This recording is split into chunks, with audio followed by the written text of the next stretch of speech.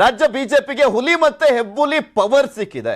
ಮಂಡ್ಯ ಭಾಗದಲ್ಲಿ ಹಿಂದುತ್ವದ fire brand ಪ್ರಚಾರವನ್ನ ಮಾಡಿದ್ರು. ಇವತ್ತು ಚಿತ್ರದುರ್ಗದಲ್ಲಿ ಸ್ಯಾಂಡಲ್ವುಡ್ ಹೆಬ್ಬುಲಿ ಅಬ್ಬರವನ್ನ ಮಾಡಿರುವಂತದ್ದು. ಒಂದ್ ಕಡೆ ಮಂಡ್ಯ ಜೆಡಿಎಸ್ನ ಭದ್ರಕೋಟೆ, ಆ ಭದ್ರಕೋಟೆ ಛಿದ್ರ ಆಗುತ್ತಾ ಅನ್ನುವಂತ ಪ್ರಶ್ನೆ ಎದ್ದಿದೆ 2023ರ ಎಲೆಕ್ಷನ್ ಸಂದರ್ಭದಲ್ಲಿ. ಬಿಕಾಸ್ ಯೋಗಿ ಆದಿತ್ಯನಾಥ್ ಅವರು ಬಂದು ಪ್ರಚಾರವನ್ನ ಮಾಡ್ತಾ ಇರುವಂತದ್ದು ಗೆದ್ದೇ ಬಿಡ್ತಾರೆ ಬಿಜೆಪಿಯವರು ಅಂತ ಅಲ್ಲದೆ ಇದ್ದರೂ ಕೂಡ ಅಲ್ಲಿ ಒಂದಷ್ಟು ನೆಗೆಟಿವ್ ಇಂಪ್ಯಾಕ್ಟ್ ಆಗುತ್ತೆ ಕಾಂಗ್ರೆಸ್ ಮತ್ತು ಜೆಡಿಎಸ್ಗೆ ಅನ್ನುವಂತ ಲೆಕ್ಕಾಚಾರ ಇದೆ. ಗೆಲ್ಲುವಂತ ಅಭ್ಯರ್ಥಿಗಳಂತೂ ಸಿಕ್ಕಿದ್ದಾರೆ ಬಿಜೆಪಿಗೆ, ಆದ್ರೆ ಎಷ್ಟರ ಮಟ್ಟಿಗೆ ಅದು ಗೆಲುವು ಮತ್ತು ಸೋಲುವಿನಲ್ಲಿ ನಿರ್ಧಾರ ಮಾಡುತ್ತೆ. ಜೆಡಿಎಸ್ ಮತ್ತು ಕಾಂಗ್ರೆಸ್ ಯಾರಿಗೆ ಹೊಡೆತವನ್ನ ಕೊಡುತ್ತೆ ಯೋಗಿ ಆದಿತ್ಯನಾಥ್ ಅವರ ಪ್ರಚಾರ ಅನ್ನುವಂಥದ್ದನ್ನ ಕಾದು ನೋಡ್ಬೇಕು. ಇವತ್ತು ಯಾವ ರೀತಿ ಅಬ್ಬರಿಸಿದ್ರು ಮಂಡ್ಯದಲ್ಲಿ ಮಾತನಾಡುವಂತ ಸಂದರ್ಭದಲ್ಲಿ ಯೋಗಿ ಆದಿತ್ಯನಾಥ್ ನೋಡಿ. ಇಲ್ಲಿನ ಅಭ್ಯರ್ಥಿ ಅವರನ್ನು ನೀವೆಲ್ಲ ಈ ಬಾರಿ ಗೆಲ್ಲಿಸಕ್ಕೆ ಬುಕೆ भाजपा को चुनाव जिताएंगे. आप सब मेरे साथ बोलेंगे जय भारता जननिया तालु जाते जय हे कर्नाटका माते. डबल इंजन की सरकार का भी अभिनंदन करूंगा कि पीएफआई जैसे संगठनों को बैन करके उसकी कमर को तोड़ने का कार्य भी कर्नाटक के अंदर हुआ. आप सोचिए, एक और डबल इंजन की सरकार जो पीएफआई पे बैन करके पीएफआई को बैन करती है और दूसरी तरफ कांग्रेस जो पीएफआई को तुष्टीकरण करने का कार्य करती है, उन्हें धर्म के आधार पर रिजर्वेशन देने का कार्य करती है. धर्म के आधार पर आरक्षण यह भारत के संविधान के विपरीत है, असंवैधानिक है. लेकिन धर्म के आधार पर 1947 में भारत का विभाजन हो चुका है. भारत धर्म के आधार पर आरक्षण की वकालत नहीं कर सकता है. अन्य विभाजन के लिए हम तैयार नहीं है. ಇದನ್ನ ಚರ್ಚೆ ಮಾಡೋಣ.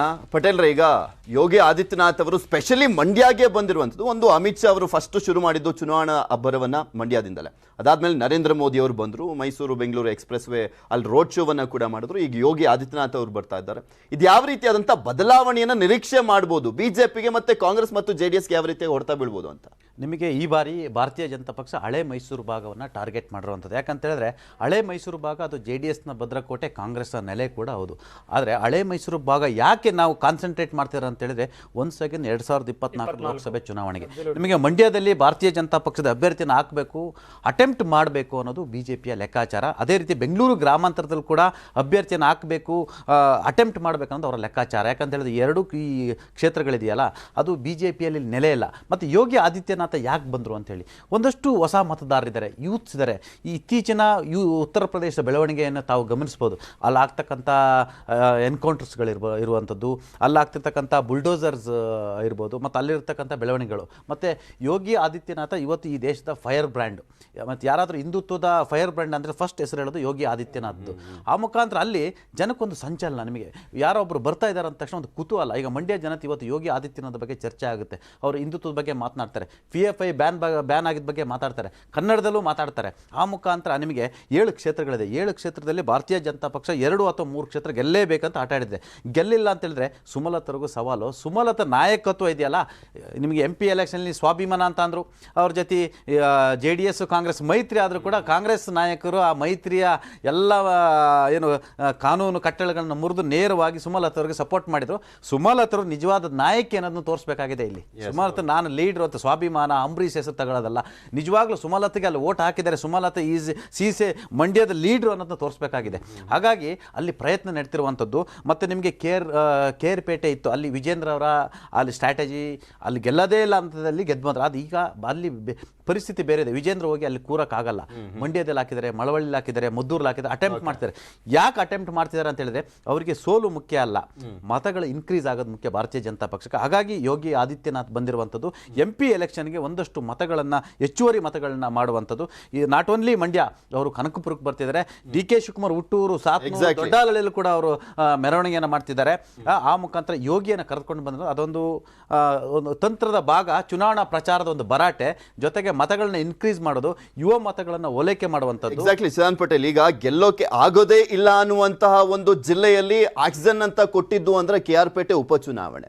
ಸೊ ಅದಕ್ಕೊಂದು ವೇದಿಕೆಯನ್ನ ಅಂದ್ರೆ ನಾವು ಒಂದು ಸ್ವಲ್ಪ ಎಫರ್ಟ್ ಅನ್ನ ಹಾಕಿದ್ರೆ ಗೆಲ್ಲಬಹುದಾದಂತ ಒಂದು ನಿರೀಕ್ಷೆಯನ್ನ ಇಟ್ಕೊಂಡಿದ್ದಾರೆ ಬಿಜೆಪಿಯವರು. ಈಗ ಯೋಗಿ ಆದಿತ್ಯನಾಥ್ ಒಂದ್ ಕಡೆ ಮತ್ತೊಂದ್ ಕಡೆ ಸುದೀಪ್ ಅವರ ಪ್ರಚಾರವನ್ನ ಹೇಗ್ ನೋಡ್ಬೋದು? ಬಿಜೆಪಿಗೆ ವರದಾನ ಆಗಬಹುದಾದಂತ ಚಾನ್ಸಸ್ ಎಷ್ಟರ ಮಟ್ಟಿಗಿದೆ ಅಂತ ಅನ್ಸುತ್ತೆ? ಪೃಥ್ವಿ, ಯೋಗಿ ಯಾಕೆ ಇಲ್ಲಿಗೆ ಬಂದ್ರು ಮತ್ತು ಯೋಗಿನೇ ಯಾಕೆ ಬಂದ್ರು ಅಂತ ಎರಡು ಕಾರಣನ ಪಟೇಲ್ ಹೇಳಿದ್ದಾರೆ. ಒಂದು UP ಮಾಡಲ್ ಎನ್ಕೌಂಟರ್, ಬುಲ್ಡೋಸರ್ ಬಾಬಾ ಖ್ಯಾತಿ, ಮತ್ತೊಂದು ಇಲ್ಲಿ ಲೋಕಸಭೆಯ ದೃಷ್ಟಿಕೋನ. ಅದಕ್ಕೆ ಒಂದೇ ಒಂದು ಆಡ್ ಮಾಡ್ಬಿಡ್ತೀನಿ, ಎಕ್ಸ್ಟೆಂಡ್ ಮಾಡಿದೆ. ಕಳೆದ ಒಂದು ವರ್ಷ ಅಥವಾ 1-2 ವರ್ಷದಲ್ಲಿ ಮಂಡ್ಯ ಅಥವಾ ಹಳೆ ಮೈಸೂರಲ್ಲಾಗಿರುವಂಥ ಬದಲಾವಣೆ ಬಹುತೇಕ ಅಲ್ಲಿ ಸಾಂಪ್ರದಾಯಿಕವಾಗಿ ಸಮರ ಮಾಡ್ತಿದ್ದಂಥ ಕಾಂಗ್ರೆಸ್ ಮತ್ತು JDS ಎರಡೂ ಪಕ್ಷಗಳಿಗೆ ಅರಿವಿದೆ. ಅಂದರೆ ಒಂದು ಹಿಂದುತ್ವದ ಅಲೆ, ಹೊಸ ಯುವ ಪಡೆ ಏನಿದೆ ಅಥವಾ ಹೊಸ ಯುವ ಜನಾಂಗ ಏನಿದೆ ಅದರಲ್ಲಿ ಒಂದು ರಾಷ್ಟ್ರೀಯತೆ ಅಥವಾ ಒಂದು ಧರ್ಮಾಧಾರಿತವಾಗಿ ಅಸ್ಮಿತೆ ಇವೆಲ್ಲವೂ ಕೂಡ ಬೆಳೆಸ್ಕೊಂತ ಇದ್ದಾರೆ. ಶ್ರೀರಂಗಪಟ್ಟಣದಲ್ಲಿ ಅತಿ ದೊಡ್ಡ ಒಂದು ಕೇಸರಿ ಯಾತ್ರೆ ನಡೆಯುತ್ತೆ ಅಂತಂದ್ರೆ ಅದನ್ನ ತೀರಾ ಹಿಂದೆ ಯಾರು ಕಲ್ಪನೆ ಮಾಡ್ಕೊಳಕ್ ಸಾಧ್ಯ ಇಲ್ಲ. ಅಂದ್ರೆ ಅಲ್ಲಿ ಮಸೀದಿ ದೇಗುಲ ಮಸೀದಿ ಆಯ್ತಾ ಅನ್ನೋ ಪ್ರಶ್ನೆ ಎರಡನೇದು. ಅದ್ರ ಬಗ್ಗೆ ದೊಡ್ಡ ಚರ್ಚೆನೆ ಆಗದೆ ಇರುವಂತ ಸಂದರ್ಭದಲ್ಲಿ ಈ ಹಂತದಲ್ಲಿ ಕಳೆದ 1.5 ವರ್ಷದಲ್ಲಿ ಏನೆಲ್ಲ ಬದಲಾವಣೆಗಳಾಗಿವೆ ಅನ್ನೋದನ್ನ ನೋಡಿರ್ತೀವಿ. ರಾಮನಗರದಲ್ಲಿ ದೊಡ್ಡ ಮಟ್ಟದಲ್ಲಿ ಏನು ರಾಮ ಮಂದಿರ ಬಗ್ಗೆ ಚರ್ಚೆ ಆಗುತ್ತೆ. ಇವೆಲ್ಲವೂ ಕೂಡ ಒಂದೊಂದೇ ಕನೆಕ್ಟಿಂಗ್ ಡಾಟ್ಸ್ ತರ ಇದ್ದಿದ್ದು. ಮತ್ತು ಮಹಾಕುಂಭಕ್ಕೆ ಯೋಗಿ ಅವ್ರು ಬಂದಿರಲಿಲ್ಲ. ಮತ್ತು ಅದಾದ ಮೇಲೆ ಏನು ಅಲ್ಲ, ಇಲ್ಲಿ ಇಷ್ಟೆಲ್ಲ ಬಿಜೆಪಿ ನಡೀತಾ ಇದೆ.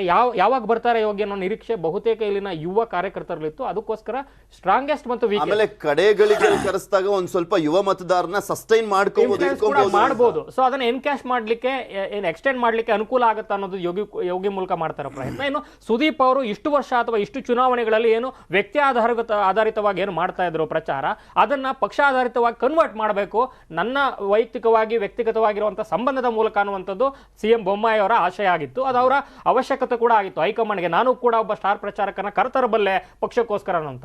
ಅದಕ್ಕೋಸ್ಕರ ಅವರು ಬರೀ ಅವರ ಶಿಗ್ಗಾವಿ ಕ್ಷೇತ್ರಕ್ಕೆ ಅಷ್ಟೇ ಅಲ್ಲದೆ ಸುಮಾರು 5-6 ಅಥವಾ 11-15 ಏನು ಕ್ಷೇತ್ರಗಳಿಗೆ ಸುದೀಪ್ ಹೋಗ್ತಿರ್ತಕ್ಕಂಥ ಅಷ್ಟು ಕ್ಷೇತ್ರಗಳು ವಾಲ್ಮೀಕಿ ಸಮುದಾಯ ಜಾಸ್ತಿ ಇರ್ತಕ್ಕಂಥ ST ಕ್ಷೇತ್ರಗಳ ಮೇಲೆನೆ ಕಣ್ಣಿಟ್ಟು ಅಂದ್ರೆ ಸುದೀಪ್ ಸಿನಿಮಾನ ವಾಲ್ಮೀಕಿ ಜನಾಂಗದವ್ರು ಮಾತ್ರ ನೋಡಲ್ಲ.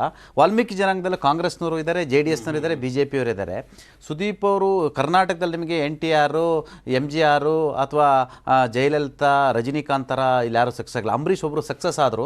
ಅದೇ ರೀತಿ ಅವ್ರ ಸಕ್ಸಸ್ ರೇಟ್ ಮಂಡ್ಯದಲ್ಲಿ ಪಕ್ಷಾಧಾರಿತವಾಗಿ ನಡೆದಿದ್ದಂತ ಚುನಾವಣೆ ಎಲ್ಲ ಸುಮಲತಾ ಅವ್ರ ಪರ ಯಶ್ ಆಗ್ಲಿ ಅಥವಾ ದರ್ಶನ್ ಆಗ್ಲಿ ನಿಂತಿದ್ದಂತ ಸಂದರ್ಭದಲ್ಲಿ, ಆದ್ರೆ ಇಲ್ಲಿ ಪಕ್ಷಾಧಾರಿತವಾಗಿ ಮತ್ತು ಒಂದು ಸಿದ್ಧಾಂತದ ಆಧಾರದಲ್ಲಿ ನಡೀತಾ ಇರುವಂತ ಚುನಾವಣೆ ಆಗಿರೋದ್ರಿಂದ ಸುದೀಪ್ ಅವರ ಅಭಿಮಾನಿ ಬಳಗ ಒಕ್ಕೊರಲಿನಿಂದ ಅವ್ರು ಹೇಳುವಂತ ಪಕ್ಷಕ್ಕೆ ವೋಟ್ ಆಗುತ್ತಾ ಇಲ್ವಾ ಅನ್ನೋದು ಪ್ರಶ್ನೆ ಕುತೂಹಲ ಇದ್ದೇ. ಮೀಸಲಾತಿ ಅಸ್ತ್ರನು ವರ್ಕೌಟ್ ಆಗಿದೆಯಾ ಇಲ್ವಾ ಅನ್ನುವಂಥದ್ದು ಗೊತ್ತಾಗುತ್ತೆ. ಈಗ